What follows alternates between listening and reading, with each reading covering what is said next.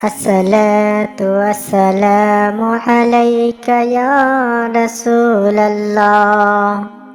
الصلاة والسلام عليك يا حبيب الله. الصلاة والسلام عليك يا رحمة للعالمين. আলহামদুলিল্লাহ, মেয়েরা স্বামী ছাড়া আরও অন্য কোনো পুরুষের সাথে সহবাস করতে পারবে কিনা এই বিষয়টি অনেকেই জানতে চান। এছাড়াও রমজানে দিনের বেলা স্ত্রীর সাথে সহবাস করা যাবে কিনা, আরও একটি গুরুত্বপূর্ণ বিষয়, ইফতারের সবচেয়ে ছোট দোয়া কোনটি? কারণ ইফতারের অনেক দোয়া আছে, সবাই শুধু বড় বড় দোয়াগুলা বলে, আর আমি সবচেয়ে ছোট দোয়াটি আজকে আমি আপনাদেরকে শিখিয়ে দেব।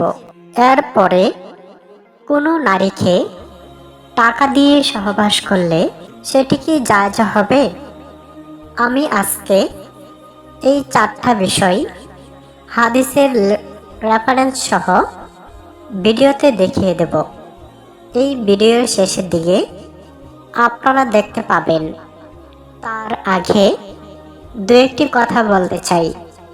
একজন নারী স্বামী ছাড়াও আরও অনেক পুরুষের সাথে সহবাসে লিপ্ত হতে পারবে, তবে সেটি ইসলামের শরীয়ত নিয়ম মেনে। ইসলামী নিয়ম ছাড়া স্বামী ছাড়া কোনো পুরুষের সাথে জায়েজ নেই।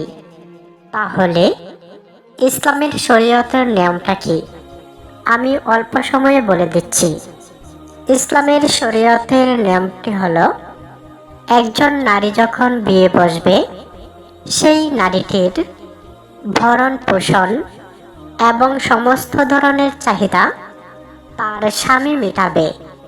ইসলামিক শরীয়ত এই নিয়মেই প্রতিষ্ঠিত।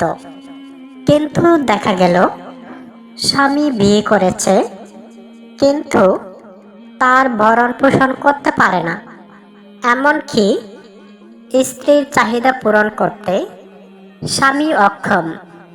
এই ক্ষেত্রে একজন নারী কি করবে? অবশ্যই ইসলাম কিছু নিয়ম দিয়েছে, কারণ ইসলাম কখনো কঠোরতা দেয়নি। ইসলাম সহজ করে দিয়েছে।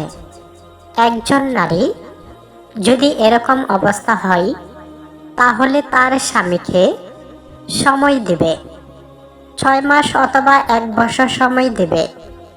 এই সময়ের মধ্যে যদি স্বামী এই সমস্যাগুলো সমাধান করতে পারে তাহলে তো আলহামদুলিল্লাহ। আর যদি না হয়, 6 মাস অথবা 1 বছর চলে গেল, স্বামী ভরণ পোষণ ব্যবস্থা করতে পারল না এবং স্ত্রীর জৈবিক চাহিদা সেটাও মেটাতে পারে না, তখন স্ত্রী সে যদি চায় তাহলে এই স্বামীকে ডিভোর্স দিতে পারবে। এমনকি ডিভোর্স দিয়ে স্বামীকে ছেড়ে চলে যেতে পারে। এখন সে স্বামীকে ছেড়ে চলে গেল, এখন সে কি করবে? এখন তো সে একা। এখন সে চাইলে পুনরায় ভালো একটি ছেলে দেখে শরীয়ত সম্মতভাবে বিয়ে করতে পারে এবং বিয়ে করে এই স্বামীর সাথে ইসলামিক নিয়ম মেনে জীবনযাপন করতে পারবে।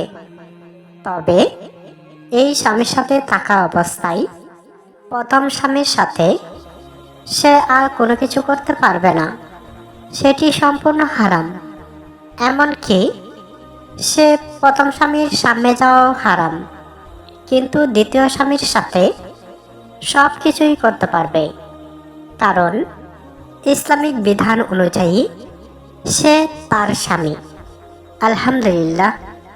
কিন্তু দেখা গেল প্রথম স্বামীর মতো দ্বিতীয় স্বামীরও একই অবস্থা, তাহলে সে পুনরায় আবার একই নিয়মে তৃতীয় বিয়েও বসতে পারবে। সম্পূর্ণ শরীয়ত সম্মতভাবে। এতে ওই নারীটির বিন্দু পরিমাণও কোনো গুনাহ হবে না। আশা করি আপনাদেরকে বোঝাতে পেরেছি। তাহলে চলুন আমরা হাদিসগুলো দেখি। আপনারা স্ক্রিনে দেখতে পাচ্ছেন, স্বামী ছাড়া অন্য কারো সাথে সহবাস হারাম। রাসূলুল্লাহ সাল্লাল্লাহু আলাইহি ওয়াসাল্লাম বলেছেন, যখন কোনো ব্যক্তি ব্যভিচার করে তখন ঈমান তার থেকে সরে যান। সহিহ বুখারী হাদিস নম্বর 2475, সহিহ মুসলিম হাদিস নম্বর 57।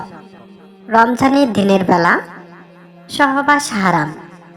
এক ব্যক্তি রাসূলুল্লাহ সাল্লাল্লাহু আলাইহি ওয়াসাল্লামের কাছে এসে বলল, আমি ধ্বংস হয়ে গেছি, আমি রমজানে স্ত্রী সহবাস করেছি। নবী সাল্লাল্লাহু আলাইহি ওয়াসাল্লাম তাকে কাফফারা নির্দেশ দেন। সহিহ বুখারী হাদিস 1936, সহিহ মুসলিম হাদিস 1111 নাম্বার। ইফতারের দোয়া। রাসূলুল্লাহ সাল্লাল্লাহু আলাইহি ওয়াসাল্লাম ইফতারের সময় যে দোয়া পাঠ করতেন, আল্লাহুম্মা লাকা সুমতু ওয়া আলা রিজকিকা আফতারতু। সুনান আবু দাউদ 2358। টাকা দিয়ে সহবাস করা হারাম।